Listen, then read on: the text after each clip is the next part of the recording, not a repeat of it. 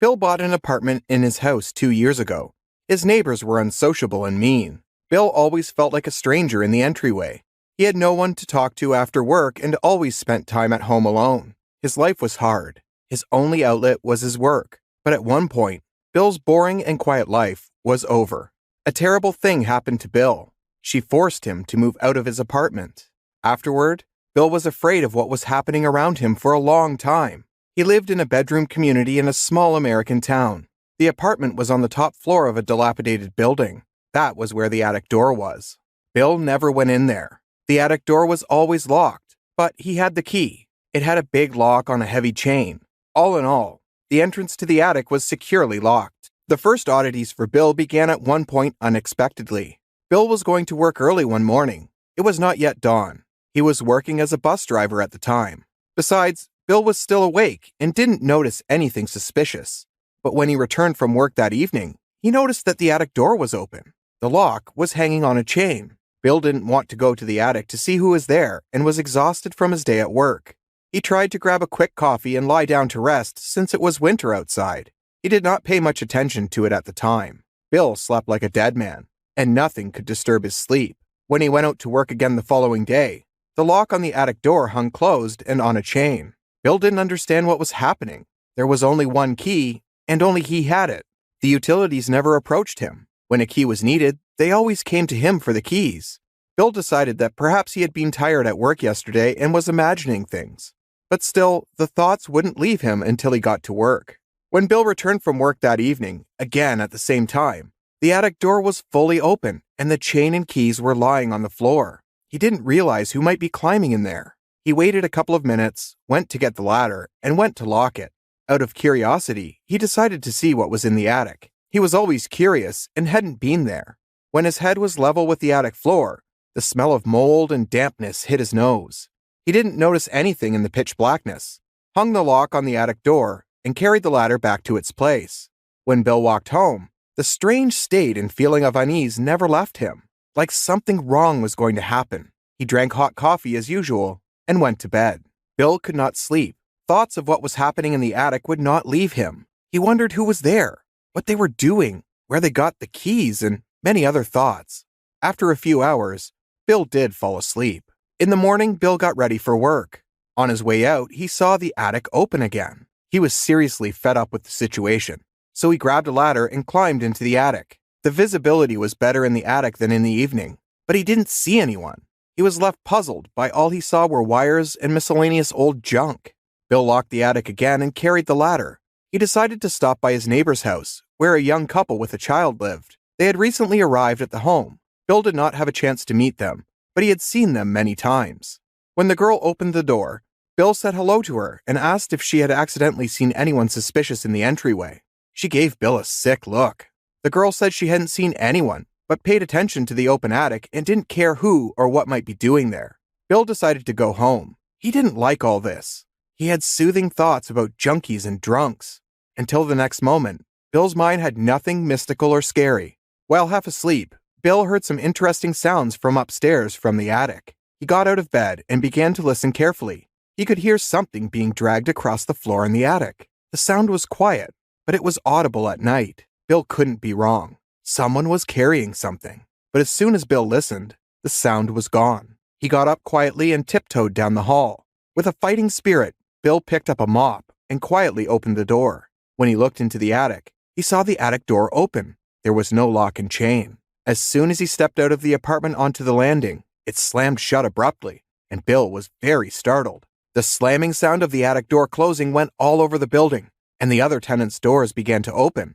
Everyone didn't understand what was happening and thought Bill had done something wrong. The incident scared him a lot, and he went quietly into the apartment and went to bed. No more sounds came from upstairs, but Bill couldn't sleep. Bill fell asleep with soothing thoughts that it might be junkies who got scared and accidentally closed the attic door so loudly. His sleep was terrible, and Bill overslept for work. He took a few days off from his supervisor and decided to take care of the problem himself. When Bill came out of his room into the hallway, he saw a wet stain on the ceiling, water dripping from the top at times. The color was large. Bill got dressed and decided to climb into the attic, but this time, it was locked with a chain lock, as it should be. Bill couldn't figure out what was going on at all. He got the keys to the attic and a ladder from the apartment and climbed up.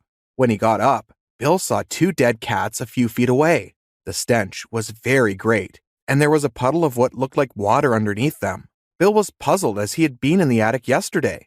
This had not been here, and the cats could not have decomposed like this in that time. Bill returned home. He called the utility company. Then he decided to go to the store and buy a new lock as he was sick of everything going on. There was no telling who would do his ceiling yet. At the store, Bill bought food and a new lock. When he got home, he took the old lock off and put the new one on. Bill decided that he had closed the problem. He spent the entire day at home and went to bed well after midnight. There were no oddities during Bill's weekend at home. The attic door was permanently closed, and there was silence. But then something terrifying began. People started disappearing in Bill's entryway. The first to disappear was the neighbor from the first floor. She was the most excellent person. She lived by herself, her door open, and she was gone. The neighbors were all walking around really scared. But that was just the beginning. The next night, a neighbor from the second floor went missing under similarly mysterious circumstances. He was quiet and always stayed home. No one would have noticed the situation if a friend hadn't come to see him. He found his phone and all his papers in the apartment, but the kid was gone. Bill's sense of unease only grew with each passing hour. For some reason, the attic never left his mind. A few days later, Bill was coming back from work again. He was in a good mood. He had received his paycheck, but in an instant, Bill's attitude changed drastically. He saw the attic open again. Bill pulled out his phone and called the police. But in a moment, the attic door slammed shut again abruptly. When the police arrived, Bill described the situation. The 2 cops took a ladder and climbed into the attic with a flashlight. They were there talking and laughing. The flashlight light was visible, but what happened next cannot be put into words. There was a sudden wild scream, and the lantern light disappeared. Bill's body went into goosebumps, and he froze, staring at the open attic door. Then he noticed someone jogging past, and realized that the cops might be onto him. He decided to leave, but the attic door slammed shut again abruptly. The slamming was very strong, but the neighbors kept their heads down. They must have been afraid of the latest developments.